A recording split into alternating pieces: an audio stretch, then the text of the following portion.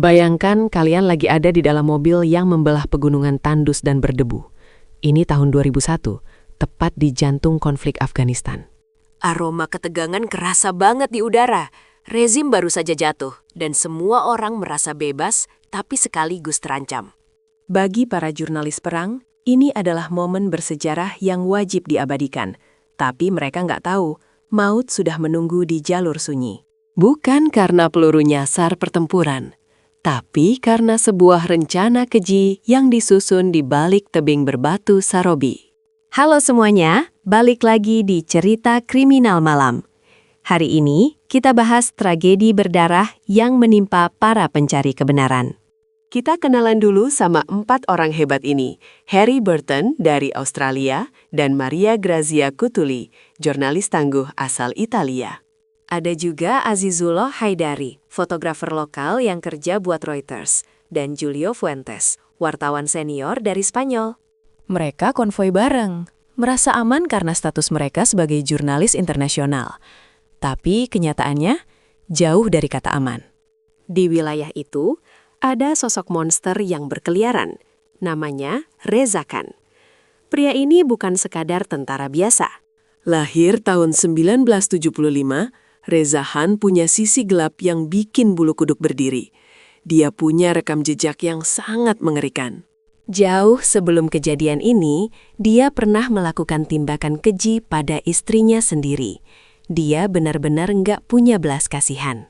Pernah juga dalam satu insiden bus, dia nyerang penumpang cuma karena alasan sepele soal penampilan mereka. Gila banget kan? Nah loh, bayangin, orang sepsikopat ini yang mencegat konvoi jurnalis kita di tanggal 19 November 2001. Waktu itu, konvoi mereka masuk ke wilayah Sarobi yang berliku. Tiba-tiba, 11 pria bersenjata muncul mengepung mobil mereka. Mobil dipaksa berhenti. Nggak ada jalan keluar. Bayangin teror yang mereka rasain di tengah antah berantah kayak gitu.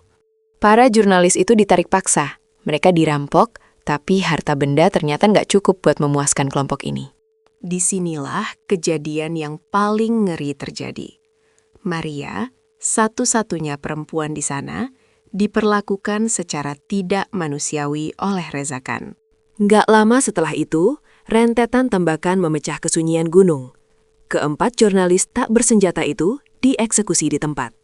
Tubuh mereka ditinggalkan begitu saja di tanah yang dingin, sementara para pelaku kabur menghilang ke dalam debu pegunungan. Dunia internasional langsung goncang. Tapi, nyari pelakunya di negara yang lagi hancur karena perang itu susah banget, guys.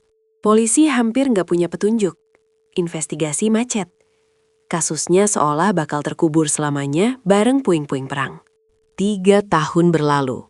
Tapi yang namanya keadilan pasti bakal nemu jalannya sendiri. Tahun 2004, titik terang itu muncul. Agustus 2004, polisi di Kabul berhasil mengendus keberadaan Reza Khan. Dia akhirnya ditangkap tanpa perlawanan berarti. Di ruang interogasi, Reza Khan mulai buka suara. Dan apa yang dia omongin benar-benar bikin merinding. Dia ngaku kalau dia salah satu dari 11 orang itu.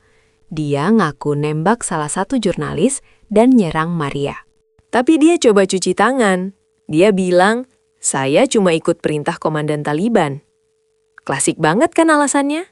Nah, pas masuk ke persidangan bulan November 2004, ada plot twist yang bikin semua orang geram.